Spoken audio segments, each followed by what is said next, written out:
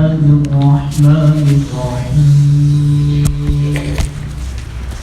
ألف لام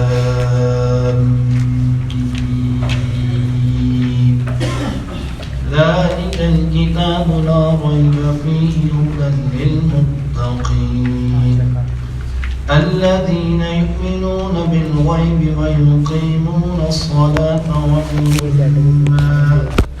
ومما رزقناهم ينفقون والذين يؤمنون بما أنزل إليك وما أنزل من قبلك وبالآخرة هم يوقنون أولئك على هدى من ربهم وأولئك هم المفلحون إن الذين كفروا سواء عليهم أأنذرتهم أم لم تنذرهم لا يؤمنون ختم الله على قلوبهم وعلى سمعهم وعلى أبصارهم غشاوة ولهم عذاب عظيم صدق الله العظيم. لفظی ترجمہ سماعت کیجیے.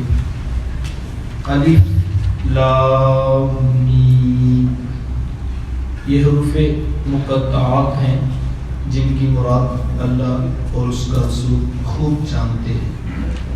ذالک وہ الکتاب کتاب ہے، لا نہیں، ریب شک، فیہ اس میں، ہدن ہدایت ہے، للمتقین پرہیزگاروں کے لیے، ڈر والوں کے لیے، متقیوں کے لیے. الذین وہ جو یؤمنون ایمان لائے، بالغیب بغیر دیکھے، غیب پر، وَيُقِيمُونَ اور قائم رکھتے ہیں، الصلاۃ نماز. وَمِمَّا یہ اصل میں وَمِن اور ما الگ الگ تھے. وَمِمَّا اصل میں کیا تھا؟ من اور ما. من کا معنی ہوتا ہے سے اور ما کا معنی جو. وَمِمَّا اور اس میں سے جو رزقنا ہم نے رزق دیا، ہم ان کو، ينفقون وہ خرچ کرتے ہیں. والذین اور وہ لوگ جو یؤمنون ایمان لائے، بما اس پر جو انزل اتارا گیا، الیکا آپ کی طرف، وما اور جو انزل اترا، من قبلک آپ سے قبل. من سے قبل پہلے، کاف ضمیر ہے، آپ سے پہلے. وا اور بالآخرہ آخرت پر، ہم وہ یوقنون یقین رکھتے ہیں. اولئک وہی لوگ ہیں، علی ہدی ہدایت پر، من سے ربہم اپنے رب کی طرف سے.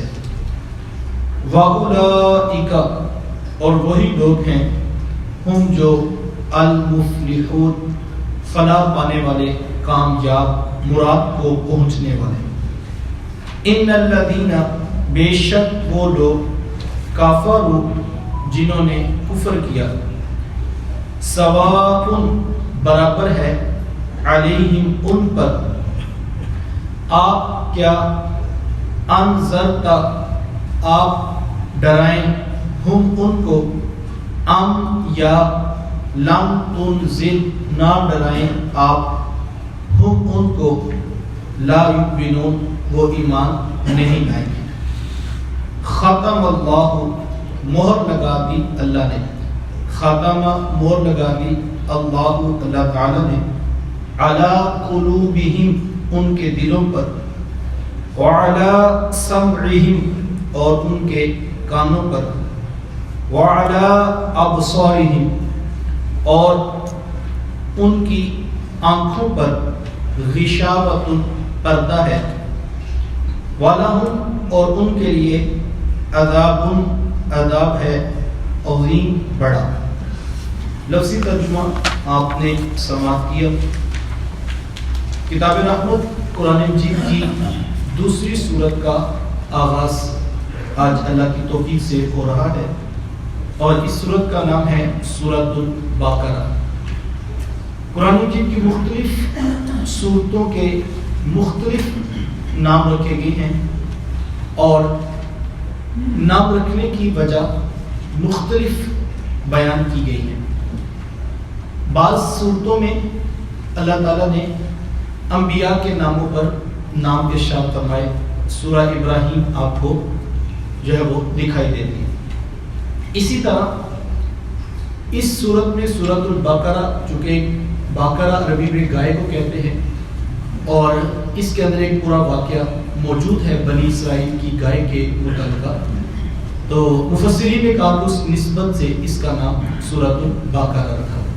یہ اللہ تعالیٰ کی شان ہے، وہ خود کتاب رحمت قرآن مجید میں ارشاد فرماتا ہے کہ اللہ تعالیٰ مچھر کی مثال بیان کرنے سے بھی حیا نہیں فرماتا۔ ان اللہ لا یستحیی ان یضرب مثلا بعوضا، اللہ تعالیٰ اس بات میں کوئی عار یا شرم اور حیا محسوس نہیں فرماتا کہ وہ رب ہو کے خالق ارض و سماوات ہو کر مچھر کی مثال سے کوئی بات کو سمجھا دے، تو وہ اس بات سے حیا نہیں کرتا۔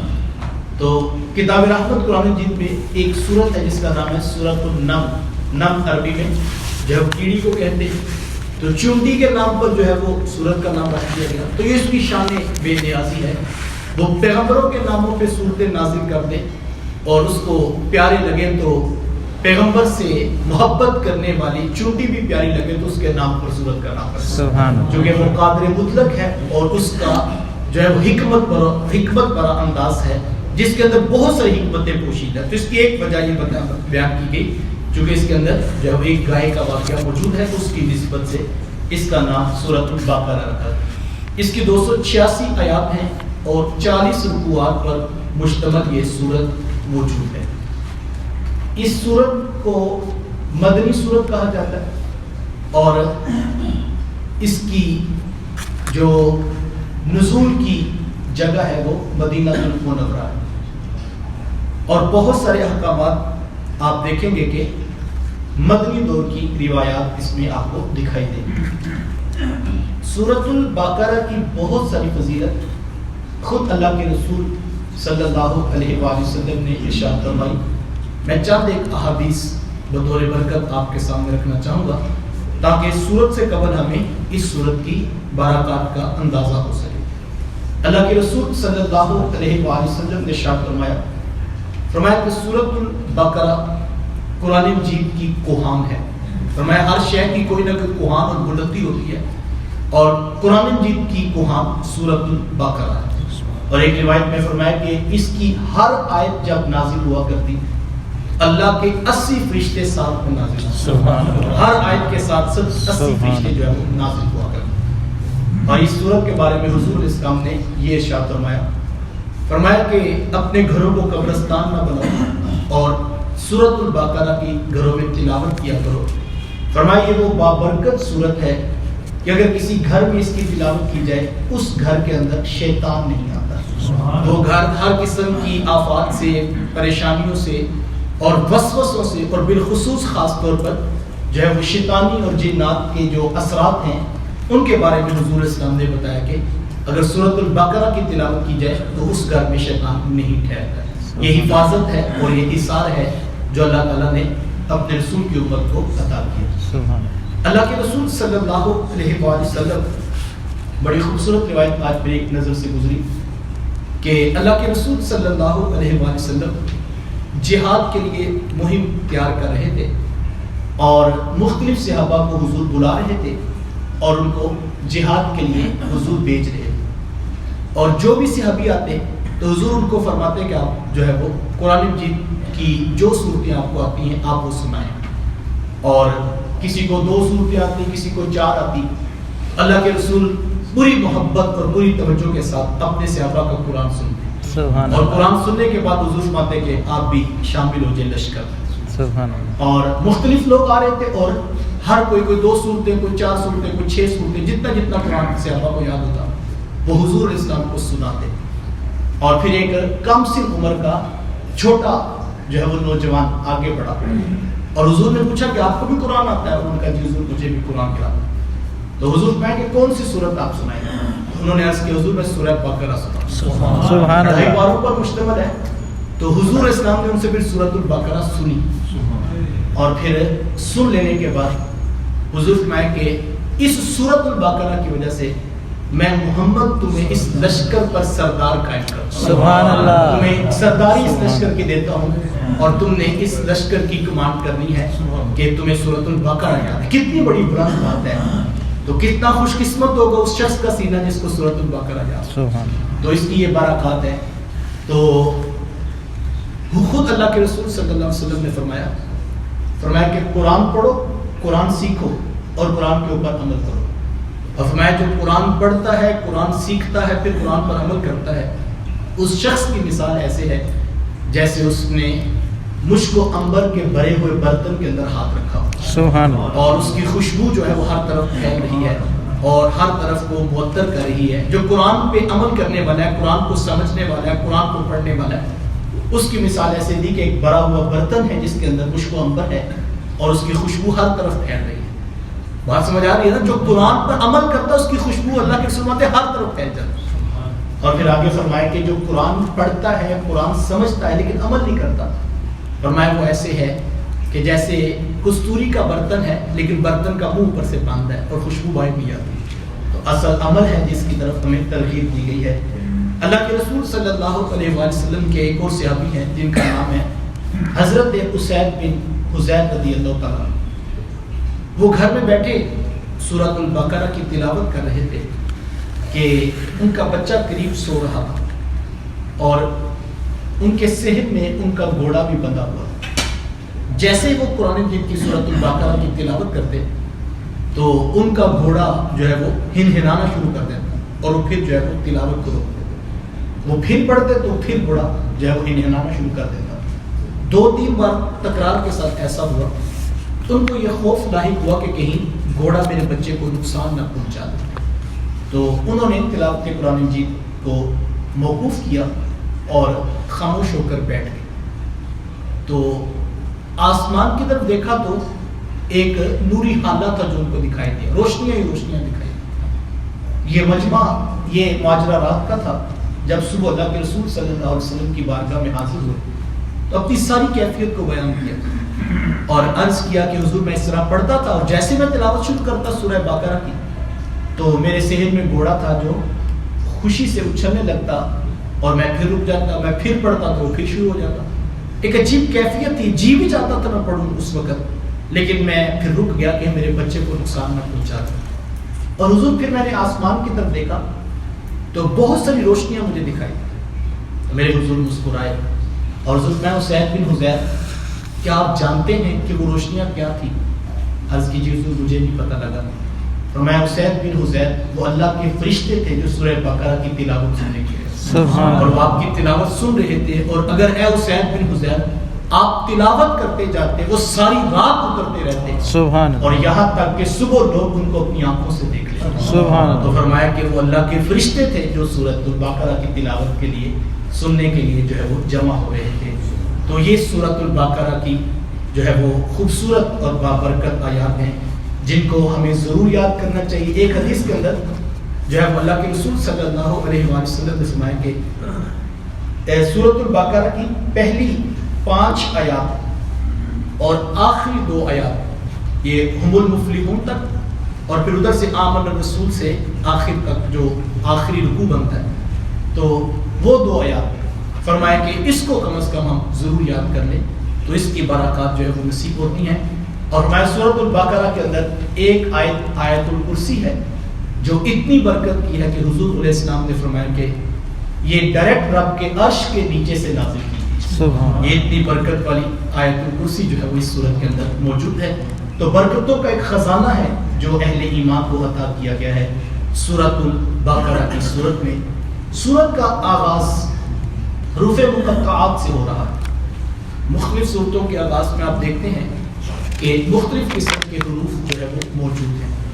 الف لام میم یہ حروف مقطعات ہیں جن کا معنی اور مراد آج تک کوئی شخص نہیں جان سکتا۔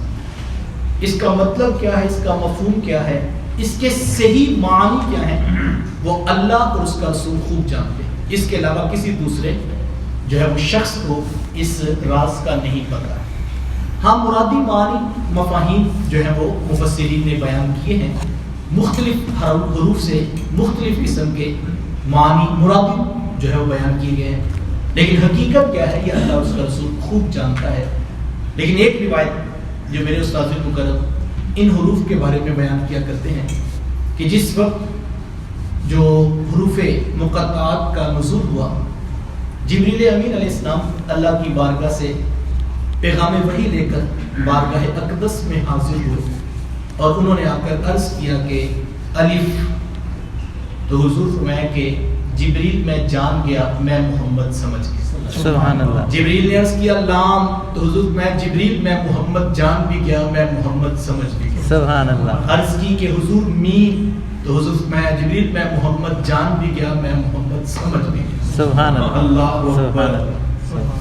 عرش سے رب کے حضور سے پیغام لے کر جبریل امین علیہ السلام حضور علیہ السلام تک آئے ہیں، درمیان میں کوئی دوسرا شخص موجود نہیں۔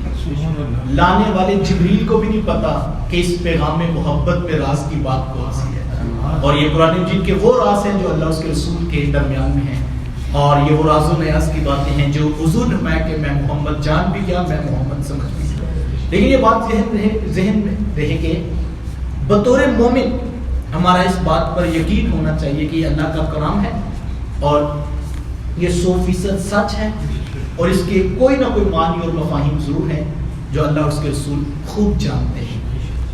الف لام میم یہ حروف مقطعات ہیں جو مختلف صورتوں کے آغاز میں موجود ہیں۔ ذالک الکتاب لا ریب فیہ، یہ قرآن مجید وہ بلند مرتبہ کتاب ہے لا ریب فیہ جس میں کوئی شک نام کی چیز باقی نہیں رکھی گئی۔ قرآن مجید کی ہر آیت کا ایک اپنا اعجاز ہے، اس کو تلاوت کرنے کا ایک اپنا لطف ہے، لیکن میں یہ کہتا ہوں کہ اس قرآن مجید کی آیت کا اس جگہ پہ موجود ہونا اپنے قاری کو ایک بہت بڑے تیقن کی دولت ہے۔ بڑے سے بڑی آپ ریسرچ پڑھ لیں، بڑے سے بڑے مصنف کی کتاب پڑھیں، شکوک و شبہات بار کے باقی، بڑے سے بڑا مصنف لکھنے کے بعد ایکسیپشنل کیس جو ہے وہ چھوڑ دیتا ہے کہ کوئی نہ کوئی تو چیز رہ گئی ہوگی جو حقائق سے شاید کل کلام کو جو ہے وہ ڈیویٹ کر دے اور مجھے اس سے رجوع کرنا پڑ جائے۔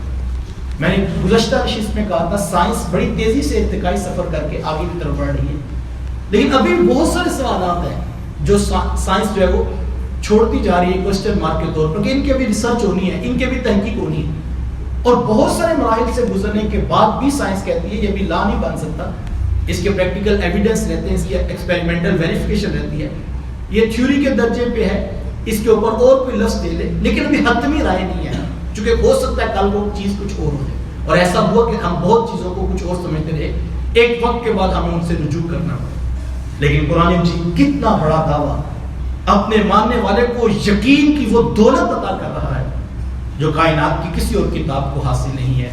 لا ریب فیہ، لا ریب فیہ، لا ریب فیہ، یہ چیخ چیخ کے قرآن کی آیات ہمیں بتا رہی ہیں کہ آگے کے احکامات بعد میں پڑھنا ہے، یہ پورے 30 پارے جو تمہارے ہاتھ میں پکڑانے لگے ہیں، یہ تیقن کی وہ دولت تمہیں دینے لگے ہیں کہ سورج مغرب سے تو طلوع ہو سکتا ہے، قرآن مجید کا بتایا ہو کوئی فیصلہ غلط نہیں ہوگا، اس میں شک نام کی شے ہے کوئی نہیں، اور کوئی شخص اس میں کوئی گنجائش نہیں نکال سکتا۔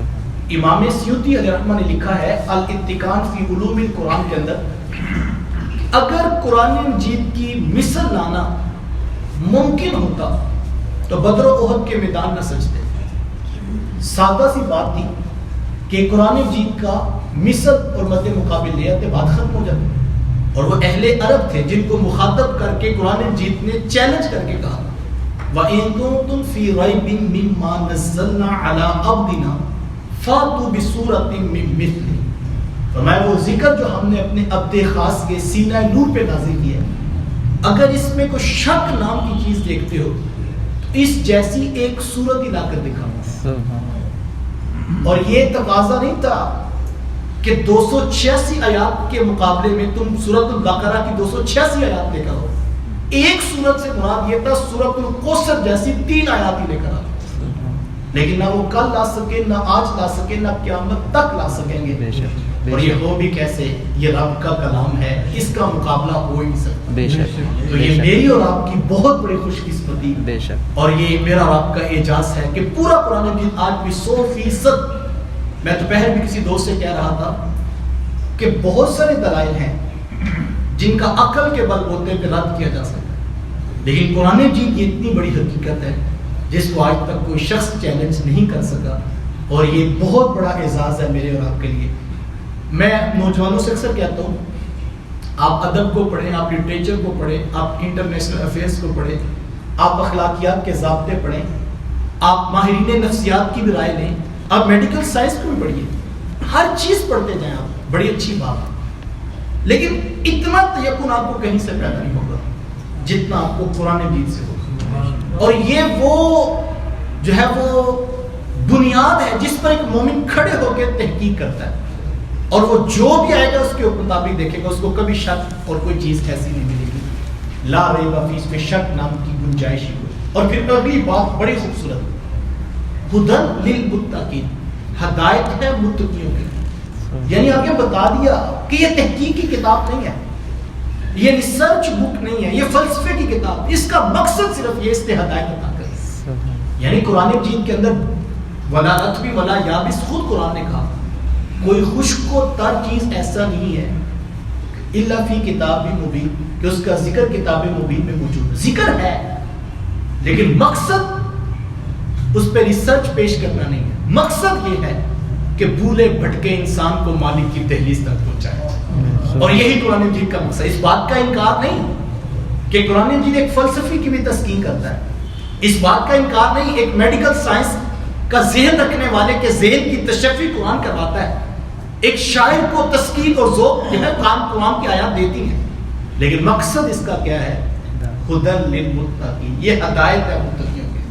بھولے بھٹکے انسانوں کو جب یہ انسان پڑھتا ہے تو یہ کھینچ کر مالک کی دہلیز تک پہنچا دینا، یہ قرآن کا کمال ہے. اور یہ سراپا ہدایت ہے، اور یہ اپنے ماننے والوں کے لیے رستہ دکھاتی ہے کہ تم نے جانا کدھر ہے. اور پھر آگے متقین کون ہیں، تقوی والے کون ہیں، پرہیزگار کون ہیں، جن کے لیے ہدایت کا سما ہے. ان کے آگے پھر اوصاف بیان کیے گئے. سب سے پہلی خوبی ان کی یہ ہے الذین یؤمنون بالغیب، وہ بن دیکھے ایمان لاتے ہیں، بغیر دیکھے وہ مانتے ہیں، غیب کے اوپر ایمان لاتے. ایمان کیا ہے؟ سادہ سی تعریف ایمان کی یہ ہے کہ اقرار باللسان و تصدیق بالقلب، زبان سے اللہ کی ذات کا اقرار اور دل میں اس کی تصدیق، یہ ایمان ہے. اور یہ بات بھی ذہن نشین ہے، اگر دل میں تصدیق ہے اور اقرار لسان نہیں ہے تو پھر بھی بندہ مومن ہے. بعض اوقات حالات ایسے بن جاتے ہیں، ایک شخص کو کسی نے پکڑ لیا ہے اور وہ کہتا ہے کہ تم جو ہے وہ رجوع کرو اسلام سے اور تم کفر کا کلمہ بولو تو پھر ہم تمہیں چھوڑتے ہیں ورنہ تمہاری جان ضائع کر دیں گے. اب وہ شخص دل میں اس کا ایمان پختہ ہے تو شریعت اس کو اجازت دیتی ہے. وہ اگر زبان سے کفریہ کلمہ بھی کہہ لیتا ہے تو اس کا دل ایمان والا ہے تو وہ ایمان والا ہے. ایسے حالات اگر کبھی بن جائیں تو اصل چیز دل کی ہے، اور یہ وہ چیز ہے جس کو دیکھا نہیں جا سکتا. اور وہ معروف روایت اللہ کے رسول صلی اللہ علیہ وسلم کی ہمارے سامنے بہت بڑی اس حوالے سے جو ہے تبلیغ ہے دور وجود کے اندر جو حالات بنتے جا رہے ہیں. اس روایت کو ہمیں کبھی بھی نہیں بھولنا چاہیے کہ اللہ کے رسول صلی اللہ علیہ وآلہ وسلم کے پاس ایک صحابی آئے اور انہوں نے آ کر ایک کہانی سنائی اور عرض کیا حضور اس شخص نے میدان جنگ کے اندر مد مقابل شخص کو پکڑ کر پٹخ کے زمین پر مارا اور اس کی چھاتی کے اوپر بیٹھ کر خنجر سے اس کا گلا کاٹنا چاہا. لیکن جب گردن تک تلوار پہنچ گئی، خنجر اس کی گردن تک پہنچ گیا تو اس شخص نے جلدی جو ہے وہ کلمہ پڑھ لیا. تو حضور انہوں نے اس کو پھر بھی قتل کر دیا. تو حضور فرمایا کہ جب انہوں نے کلمہ پڑھ لیا تھا تو آپ نے قتل کیوں کیا؟ عرض کیا کہ حضور وہ اوپر سے کلمہ پڑھ لیا، وہ زبان سے کلمہ پڑھا. تو حضور فرمایا کہ حل شققت قلبی، کیا تو نے اس کا دل چیر کے دیکھا تھا کہ زبان سے پڑھا کہ اندر سے پڑھا؟ یعنی کتنا بڑا جملہ ہے ہمارے لیے. ایک طرف شریعت کیا کہہ رہی ہے، ایک شخص کو پکڑ لیا گیا، وہ ہے مسلمان، اس کے دل میں ایمان ہے، لیکن اس کو کہا جاتا ہے تجھے شوٹ کر دیں گے نہیں تو کلمہ کفر اختیار کر. اب وہ زبان سے کلمہ پڑھتا ہے کافر کا اور دل میں اس کے ایمان ہے تو وہ مومن ہے. زبان سے اس نے کفریہ کلمہ کہہ دیا لیکن دل میں ایمان ہے تو وہ تلوار کے نیچے بھی مومن ہے، چونکہ اس کا رب جانتا ہے کہ اس کے دل میں ایمان ہے. اور دوسری طرف شریعت کا دوسرا ضابطہ کہ ایک شخص کو مد مقابل جو اسلام کی مخالفت میں کفر کی حمایت میں آ گیا، صحابی رسول نے پکڑ کے پٹک کے زمین پر مارا، اب اس کی گردن پر تلوار ہے اور وہ شخص اب کلمہ پڑھ رہا ہے، اندر کا پتہ نہیں اندر کیا ہے. تو حضور کیا فرما رہے ہیں، کیا تو نے اس کا سینہ پھاڑ کے دیکھا تھا کہ اوپر سے پڑھا کہ اندر سے پڑھا؟ جبکہ قرائن یہی بتاتے ہیں کہ اوپر سے پڑھا ہوگا جو آیا، لیکن حضور اس نے گنجائش تو دی کہ اگر تم اس طرح کرو گے تو پھر مومن بچے گا کون سا؟ پھر تو جس کو جی چاہے تم کہہ دو گے کہ یہ کافر ہے. تو ہمیں زبان کا اعتبار دیا گیا کہ تم زبان پہ ظاہر پہ فتویٰ ہے، دل ٹٹولنے کی تمہیں اجازت نہیں ہے، اور ہمیں یہی ایک مومن کو مزاج دیا گیا. تم اہل ایمان کو کہا گیا یؤمنون بالغیب، تو بل دیکھے ایمان رکھتے ہیں، بغیر دیکھے اللہ کو ایک مانتے ہیں. اور اللہ کے رسول صلی اللہ علیہ وسلم کی ایک حدیث مجھے یہاں یاد آئی. حضور اسلام نے فرمایا کہ صحابہ تم مجھے بتاؤ کہ تعجب والا ایمان کن کا ہے؟ عرض کی کہ حضور فرشتوں کا ایمان تعجب والا ہے. تو حضور میں کہ وہ تو رب کے ہاں جلوہ فراز ہے، وہ تو رب کے ہاں تشریف فرما ہے، وہ اگر ایمان نہیں لائیں گے تو کون ایمان ہے؟ عرض کی حضور پھر انبیاء کا ایمان تعجب والا ایمان. تو حضور میں انبیاء پر تو اللہ کی وحی کا نزول ہوتا ہے، اگر وہ رب کی ذات کو نہیں مانیں گے تو پھر کون مانے گا؟ فرشتوں کا ایمان بھی نہیں، انبیاء کا ایمان بھی نہیں. عرض کی کہ حضور پھر ہمارا ایمان تعجب والا ایمان. تو حضور فرمایا کہ تمہارا ایمان تعجب والا کیسا ہوگا؟ تمہارا ایمان تعجب والا کیسے ہوگا؟ تمہارے درمیان کیا میں اللہ کا رسول موجود نہیں؟ مجھے دیکھتے نہیں جو جبریل امین علیہ السلام آتے نہیں؟ اب صحابہ خاموش ہو گئے. تو حضور میں صحابہ تعجب والا ایمان میرے ان امتیوں کا ہوگا جنہوں نے مجھے دیکھا بھی نہیں ہوگا پھر بھی ایمان. الذین یؤمنون بالغیب، وہ بن دیکھے ایمان لائے. اللہ اکبر. اور ایک روایت میں فرمایا کہ صحابہ تمہیں مبارک ہو کہ تم نے مجھے دیکھا اور میرے اوپر ایمان لے آئے، لیکن میرے ان امتیوں کو 7 مبارکیں ہوں جنہوں نے دیکھا بھی نہیں ہوگا پھر بھی ایمان لے آئے. میں حدیث سنا کے کہا کرتا ہوں یہ حضور کی طرف سے مبارکباد قبول کیجیے، یہ حضور نے مبارکباد پیش کی ہے. فرمایا ان امتیوں کو 7 مبارکیں جنہوں نے دیکھا بھی نہیں ہوگا پھر ایمان لے آئے.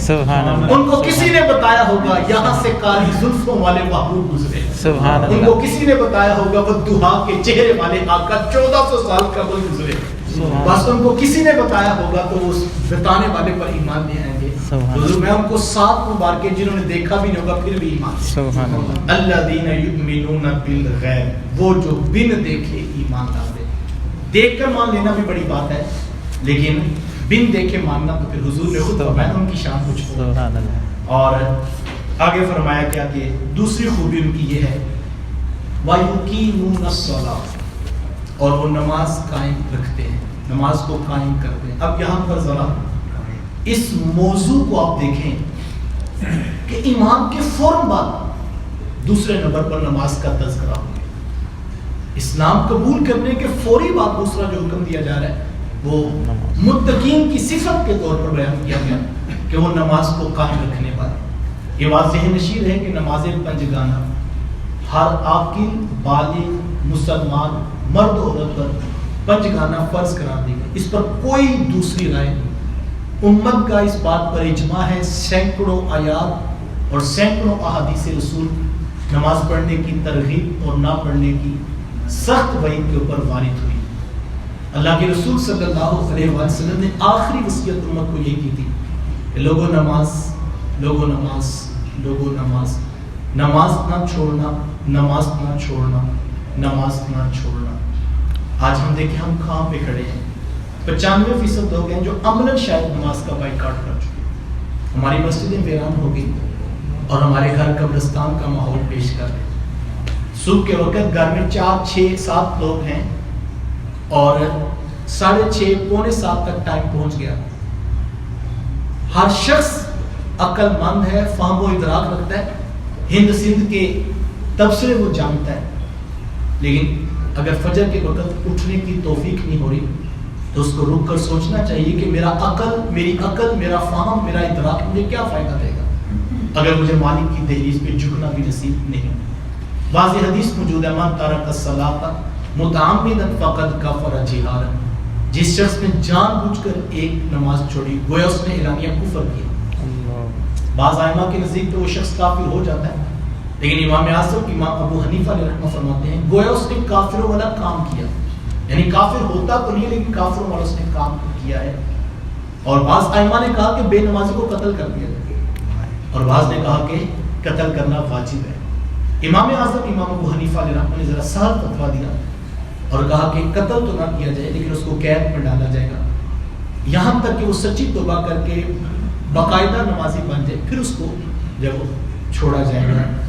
نماز نماز نماز, اہل تصوف کا موقف اس کے اوپر اس سے بھی زیادہ سخت ہے. حضور غوث اعظم شیخ عبد القادر جیلانی رحمہ فرماتے ہیں کہ بے نمازی کو مسلمانوں کے قبرستان میں مت دفنو, وہ مرنے کے بعد بھی اس قابل نہیں کہ اس کی قبر مسلمانوں کے ساتھ بنا دیں.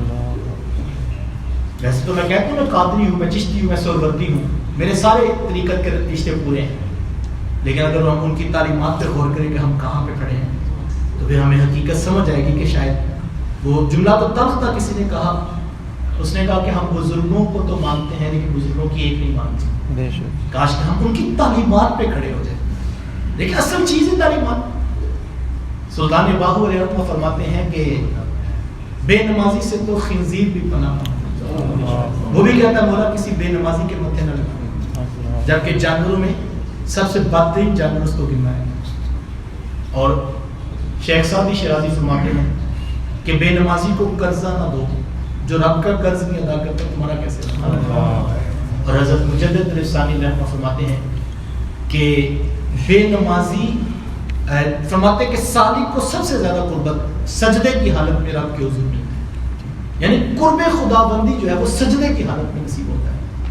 تو ہمیں جو ہے وہ اس حوالے سے بڑی احتیاط کی ضرورت ہے اور پوری تندہی کے ساتھ. میں آپ کو کہنا چاہوں گا, آپ نے ترجمہ القرآن کلاس کا آغاز کیا ہے, آپ قرآن مجید کو سیکھنے کے جذبے کے ساتھ سارا دن مزدوری محنت کرنے کے بعد شام کے وقت آئے ہیں, تو ہم کبھی بھی اس حکم کو فراموش نہ کریں.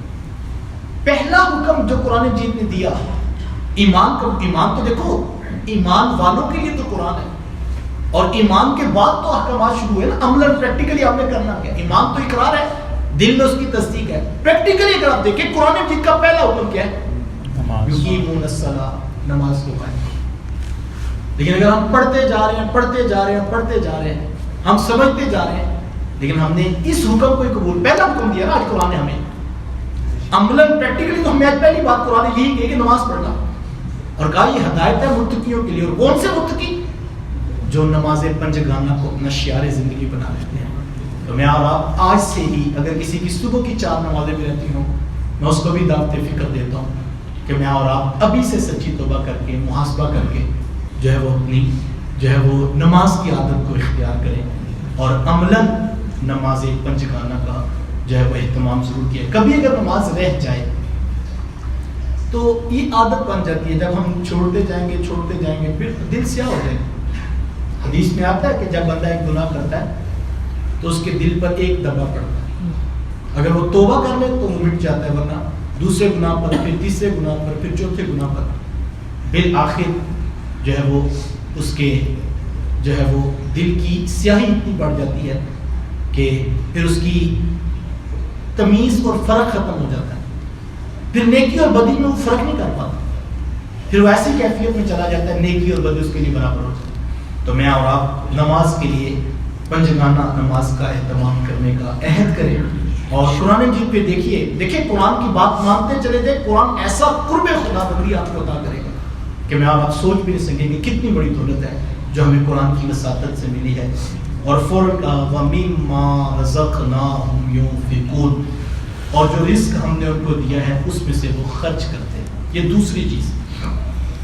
قرآن مجید کی ایک ایک آیت حکمت بری ہے. عبادات کا کتنا بڑا چیپٹر تھا.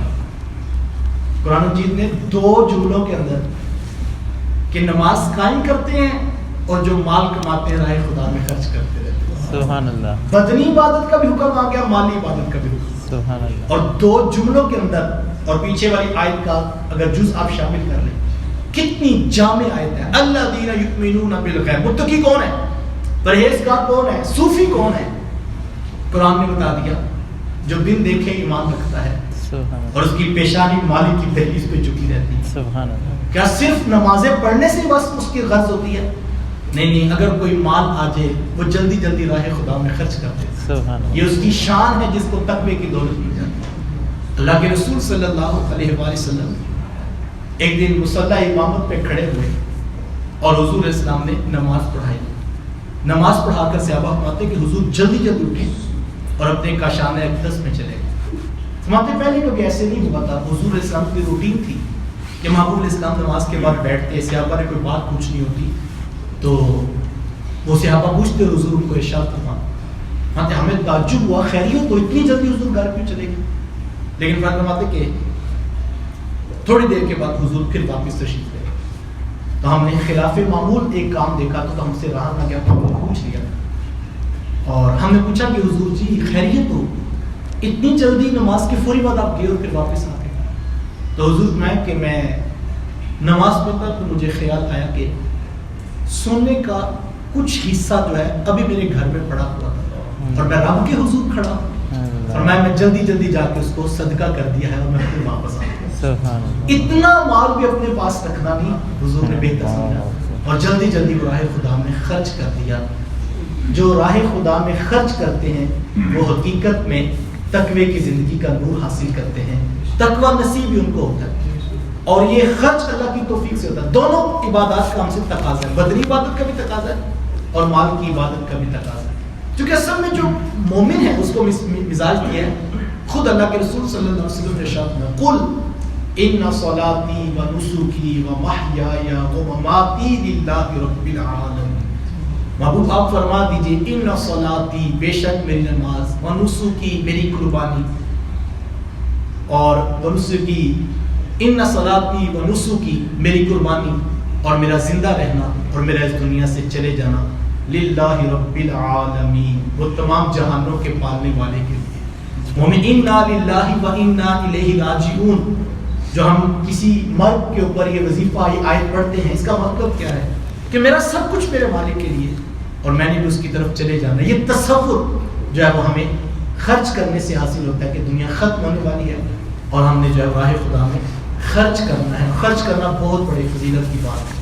ایک روایت میں کہ سخی اللہ کے بھی قریب ہوتا ہے, جنت کے بھی قریب ہوتا ہے. اور ایک روایت میں فرمایا کہ جب صبح سورج طلوع ہوتا ہے اللہ کا ایک فرشتہ اترتا ہے جو سخی کو دعا دیتا ہے اور کہتا ہے اے اللہ جو تیری راہ میں سخاوت کرے تو اس کو مال میں مزید اضافہ اور برکت ہوتا ہے. سخاوت کرنے والے سے اللہ جو ہے وہ دوستی رکھتا ہے اور اس سے کوئی کمیاں کوتاہیاں ہوں تو اللہ اس کی کوتاہیوں کو درگزر کرتا ہے. بلکہ حضور اسلام نے تجار کو, تاجروں کو مخاطب کر کے کہا حضور میں کہ اے تاجروں کثرت کے ساتھ صدقہ کیا کرو, کیونکہ تم سے بھول چوک ہو جاتی ہے لین دین کے معاملات میں تم کثرت سے صدقہ کیا کرو, تمہاری بھول چوک کو اللہ معاف کر دے گا. سبحان اللہ.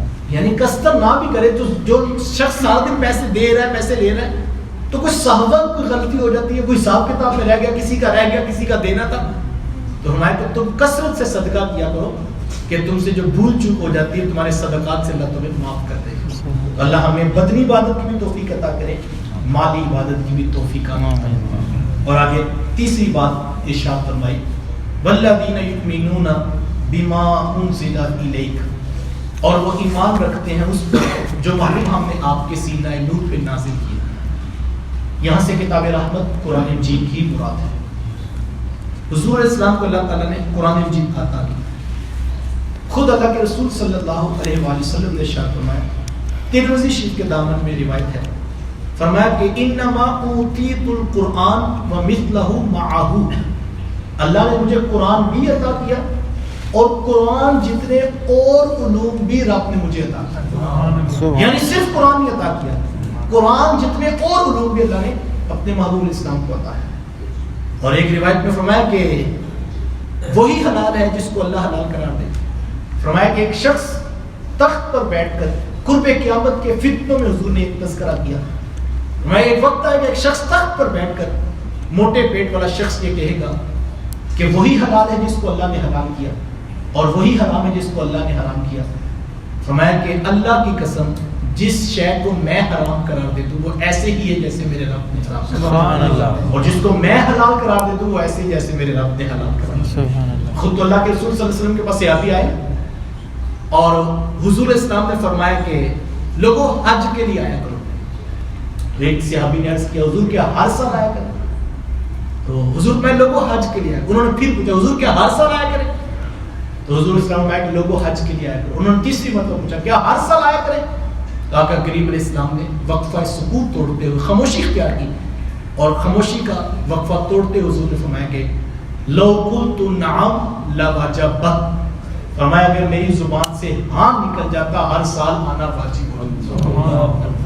یہ ہے حضور اسلام کی ذات. اور میں کہتا ہوں یار دین سمجھنا ہو آپ کسی ایک روایت سے سمجھ سکتے ہیں. علماء کے درمیان جہاں علماء نے حدیث کی اقسام بیان کی وہاں ایک حدیث تقریری بیان کی ہے. حدیث تقریری کیا ہے کہ حضور علیہ السلام تشریف فرما ہے, محبوب علیہ السلام کے سامنے کسی نے کوئی کام کیا, میرے محبوب علیہ السلام نے نہ اس کی تعریف کی نہ اس کو اس کام سے منع کیا, نہ یہ کہا کہ کرتے جاؤ اور نہ یہ کہا کہ یہ کام نہ کرو. حضور صرف خاموش رہے. اور کسی سند سے کتاب میں یہ بات مل جائے کہ یہ کام ہوا تھا اور اللہ کے رسول صلی اللہ علیہ وسلم کے سامنے ہوا تھا, حضور اس محفل میں موجود تھے, نہ ترغیب دی نہ ترہیب دلائی نہ اس پر اپریشیٹ کیا نہ اس سے منع کیا, صرف حضور خاموش بیٹھے رہے. علماء فرماتے ہیں وہ کام بھی جائز ہے. اس بات کی دلیل کیا ہے کہ وہ کام جائز ہے؟ کہا اس بات کی دلیل یہ ہے کہ ذات رسالت ماں خود موجود تھے وہاں. اگر کام ناجائز ہوتا تو حضور کا منصب تک حضور منع, سبحان اللہ. اور کسی کام سے اگر منع بھی نہیں کیا اور حضور موجود ہے یہ اس بات کی دلیل ہے کہ وہ کام جائز ہے. کیا خیال ہے پھر میں آپ ناز نہ کریں کتنے معتبر رسول کہ جو خاموش بھی بیٹھے ہوں تو رب کا دین بنتا چلا جائے. سبحان اللہ. ایک تو حضور حکم دے تو حکم بنتا ہے. حضور نے فرمایا لو قلت نعم لوجبت, اگر میری زبان سے ہاں نکلتا پھر واجب ہو جاتا. میں نازا اس بات پہ, آپ خوش قسمت اس بات پہ. اللہ نے اتنے معتبر رسول عطا کیے جو خاموش بھی ہوں تو دین چلتا رہتا ہے, سبحان اللہ. دین بنتا چلا جاتا ہے. سبحان اللہ. اور حضور کی خاموشی بھی لوگوں کو دین دیتی. سبحان اللہ. خود ہی تو فرمایا کہ میرا جی یہ چاہتا ہے کہ میں ہر نماز کے ساتھ وضو میں ساتھ مسواک کو لازم قرار دے دوں, لیکن فرمایا کہ میں ایسا نہیں کرتا کہ امت مشقت میں پڑ جائے. اللہ. یعنی حضور کی خواہش تھی, آرزو تھی کہ ایسا ہو جائے, لیکن حضور اسلام نے ایسا نہیں کیا. فرمایا کہ امت مشقت میں پڑ جائے گی. تو فرمایا مجھے قرآن بھی عطا کیا گیا اور قرآن جتنے اور علوم بھی عطا کیا. اور یہ بات تو بالکل طے شدہ ہے کہ آپ اجمالی کتاب ہے قرآن مجید, یہ بات یاد رکھیے گا. قرآن مجید کے جہاں بہت سارے اوصاف ہیں, ایک وصف قرآن مجید کا یہ بھی ہے کہ قرآن مجید اجمالی کتاب ہے. اجمالی کتاب سے مراد یہ قرآن مجید ضابطوں کی کتاب ہے. قرآن مجید نے ایک ایک بات پر حکم آیت کا فتویٰ نہیں دیا, کچھ اصول ضابطے دیے, ان کے مطابق زندگی گزارنا اور پھر ریپیٹڈلی ان کو دہرایا گیا تربیت کے طور پر. مثال کے طور پہ نماز کا پہلا حکم دے رہا قرآن مجید نے پہلا حکم نماز کا دیا, فجر ظہر عصر مغرب عشاء, کون سی نماز کس وقت میں پڑھنی ہے, کتنی رکعات پڑھنی ہے, کتنے فرض ہیں, کتنے واجب ہیں, کتنے سنن ہیں. یہ ساری تفصیلات تو ہمیں قرآن مجید نے نہیں بتائی, یہ ساری تفصیلات ذات رسالت محمد صلی اللہ علیہ وسلم. سبحان اللہ. اللہ تعالیٰ نے محبوب اسلام کو بھیج دیا اور ساری تفصیلات حضور نے آ کے امت کو سکھائی بھی اور امت کو بتائی بھی. اور آگے فرمایا کہ وما انزل من قبلک, اور محبوب جو آپ سے قبل نازل کیا گیا ہے متقی وہ ہیں جو اس پر بھی ایمان لاتے. اور اس پر علماء نے ایک بات یہ لکھی کہ یہاں کہا گیا وما انزل من قبلک, یہ نہیں کہا گیا وما انزل من بعدک, اور جو آپ سے بات نازل کیا جائے گا اس پر بھی ایمان لے, یہ نہیں کہا گیا. تو یہ اس بات کی دلیل ہے کہ حضور خاتم النبیین، سبحان اللہ، حضور سبحان پر ایمان لاتے ہیں اور حضور سے قبل ایمان سبحان لاتے ہیں۔ اللہ، آگے کچھ شاید تھی ہی ماشاء اس لیے اس کو بیان نہیں کیا گیا ہے، ماشاء اللہ، اور حضور آخری رسول ہیں، حضور آخری نبی ہیں، ماشاء خود اللہ، فرمایا انا خاتم النبیین لا نبی بعدی، میں ہی آخری نبی ہوں اور میرے بعد کوئی نبی نہیں آئے گا۔ سبحان اللہ۔ یہاں پر ایک اور روایت بڑی خوبصورت مفسرین نے نقل کی ہے حدیث کی روشنی میں۔ حضور علیہ السلام نے فرمایا کہ محبوب علیہ السلام نے فرمایا کہ ایسے لوگ جن کو 2 گنا ثواب ملے گا ان کو حضور علیہ السلام نے گنوایا۔ فرمایا ایک تو وہ شخص ہے جو اپنے نبی پر بھی ایمان رکھتا تھا اور مجھ محمد پر بھی ایمان رکھتا، اللہ اس کو ہر عمل کا 2 گنا ثواب دے۔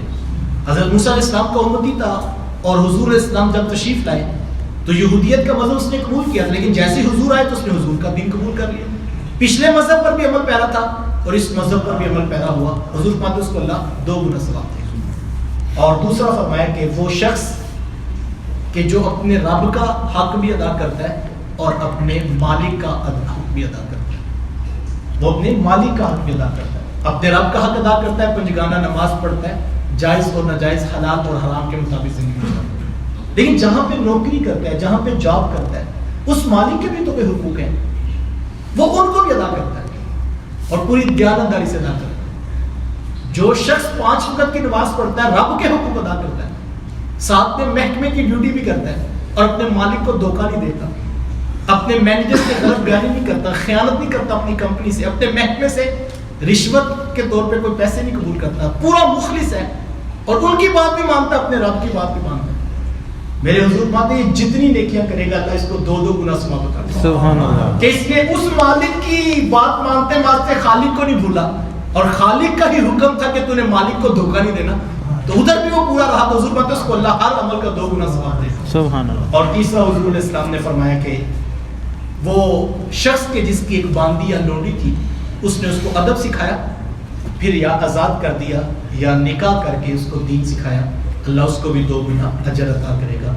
تو کیسا خوبصورت دین ہے کہ اگر ہم رب کے حقوق ادا کرتے کرتے اپنی دنیاوی طور پر جو باس ہے، جو مالک ہے، جو کمپنی کا محکمے کا عہدے دار ہے، اگر ہم اس سے بھی خیانت نہ کریں اور دونوں کو ہی رستوں کو لے کر ہم چلیں، تو ہم کر تو جو ہے دنیا کا کام ہے، لیکن حضور مانتے اللہ ہر عمل کا 2 گنا ثواب۔ سبحان اللہ۔ اللہ اکبر۔ 5واں حق اور 5ویں خوبی بیان کی تھی، وَبِالْآخِرَةِ هُمْ يُوقِنُونَ، اور وہ آخرت پر بھی یقین رکھتے ہیں۔ متقین کی یہ خوبی ہے، ان کا تیقن ہے کہ ایک مخصوص وقت گزارنے کے بعد بالآخر موت ہے اور پھر قبر اور پھر حشر کا میدان لگنے والا ہے، اور ہمیں اپنے کیے ہوئے ایک ایک عمل کا جواب دینا ہوگا۔ یہ عقیدہ آخرت ہے جو ہمارا بنیادی عقیدہ ہے۔ یہ بات ذہن نشین رہے کہ ہمارے بنیادی عقائد 3 ہیں، عقیدہ توحید، عقیدہ رسالت اور عقیدہ آخرت۔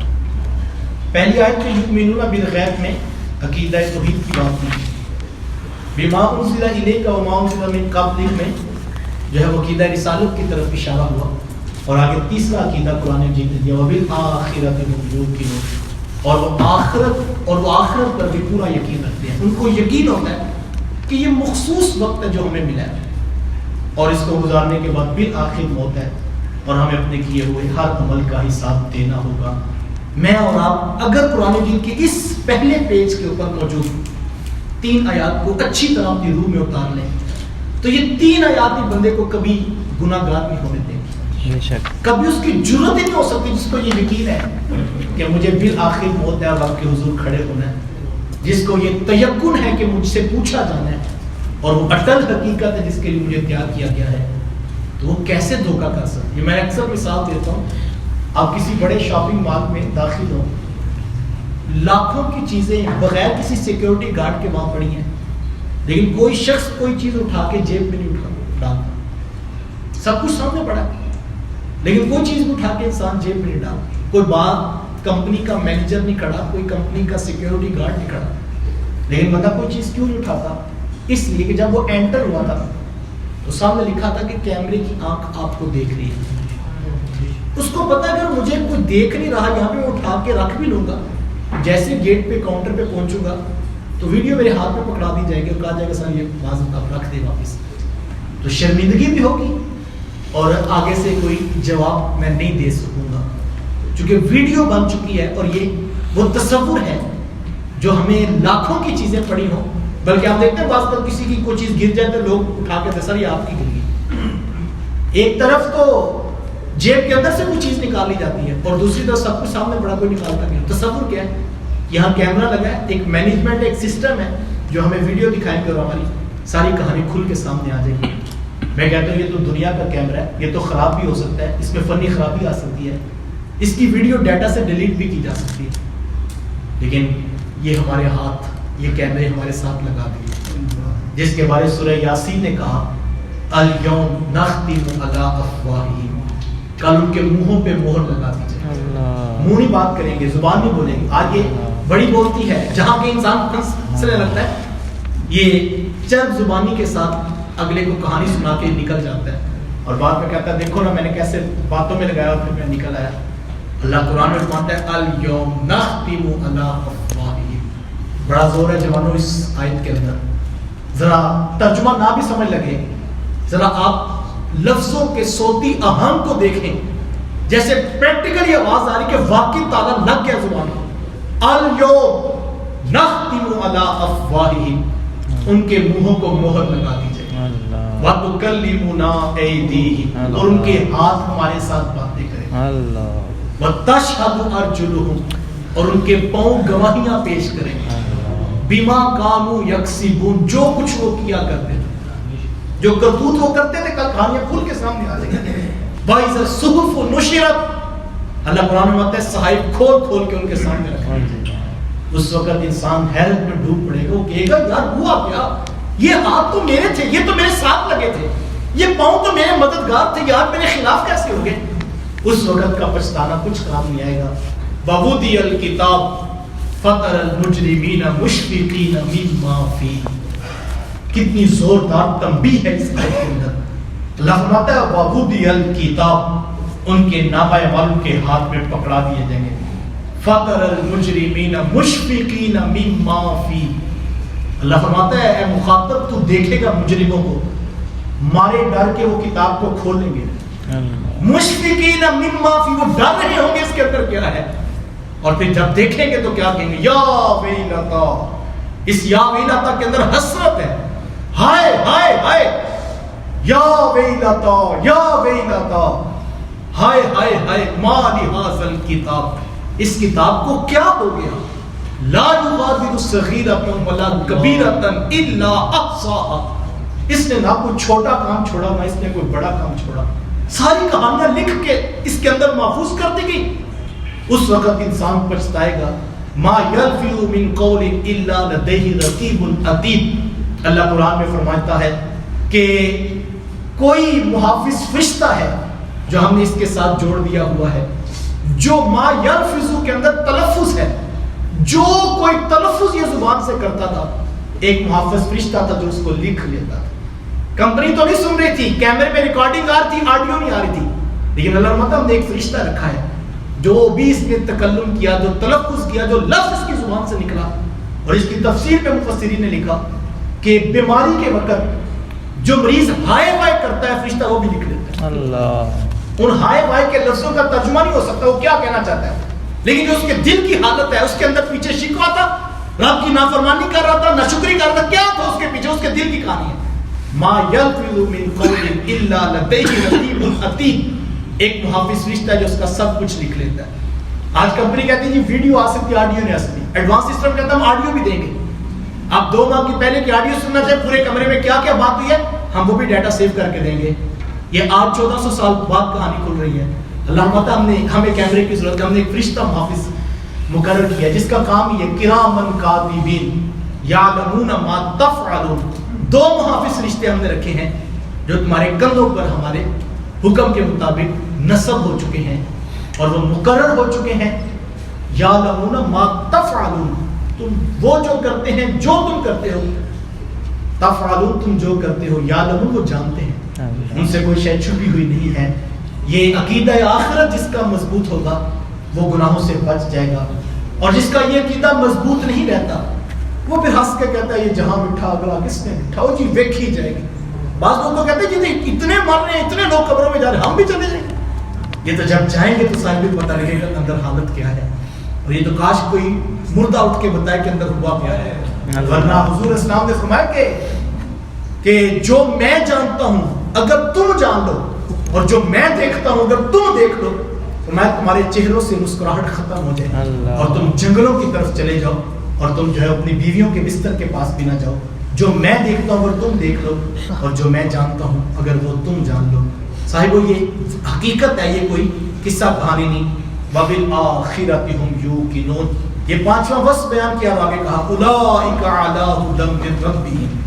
اب یہ جو جن کے پاس یہ اوصاف ہے، یؤمنون بالغیب ویقیمون الصلاۃ ومما رزقناہم ينفقون والذین یؤمنون بما انزل الیک وما انزل من قبلک وبالآخرۃ ھم یوقنون. جن کے یہ وصف پورے ہیں، جن کی زندگی ان پانچ اوصاف سے مزین ہے. قرآن کا پہلا پارہ، قرآن کی پہلی چند آیات اس کو کامیابی کی ضمانت ہے. اولئک علی ھدی من ربہم. وہی لوگ ہیں جو اپنے رب کی طرف سے ہدایت یافتہ ہے.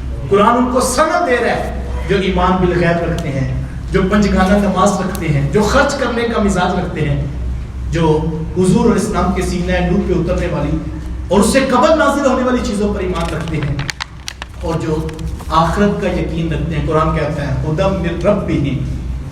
وہی لوگ حق والے ہیں، ہدایت والے ہیں. اللہ اکبر. واولئک ھم المفلحون. اور وہی لوگ کامیاب ہیں، وہی لوگ بامراد ہیں. یہ ایک بہت بڑا مضمون قرآن مجید کی آیات کے اندر مضمون کو بیان کیا گیا. اگلا مضمون اس کے اوپر ایک پیچیدہ سوال ہے، لیکن وقت کے دامن میں گنجائش نہیں، میں اگلی آیات کو پھر رکھوں گا. چند ایک دن میری ترجمہ کے اوپر جو ہے وہ فوکس زیادہ ہوگا، سبق مقدار میں تھوڑا ہوگا، لیکن 3-4 ہفتے گزرنے کے بعد یا 3-4 ماہ گزرنے کے بعد ہمارا جب پارہ مکمل ہوگا، پھر ہم چونکہ بیسک کانسیپٹ بلڈ اپ ہو چکے ہوں گے اور عقائد پہ گفتگو ہو چکی ہوگی، تو پھر جب آگے آیات آئیں گے تو پھر ہم ان کا صرف ترجمہ کرتے آگے بڑھتے رہیں گے. بعض کا ایسا ہوتا ہے کہ انسان چند آیات پہ سوچتا ہے، تو میں یہ کہوں گا کہ بار بار یہی چیزیں آنی، عقائد کے اوپر بیسک چیزیں ہمیں جب سمجھ آ جائیں گی تو ہر آیت پر بھی عقیدے کی بات ہے کہ پھر میں زیادہ تشریحات میں نہیں جاؤں گا.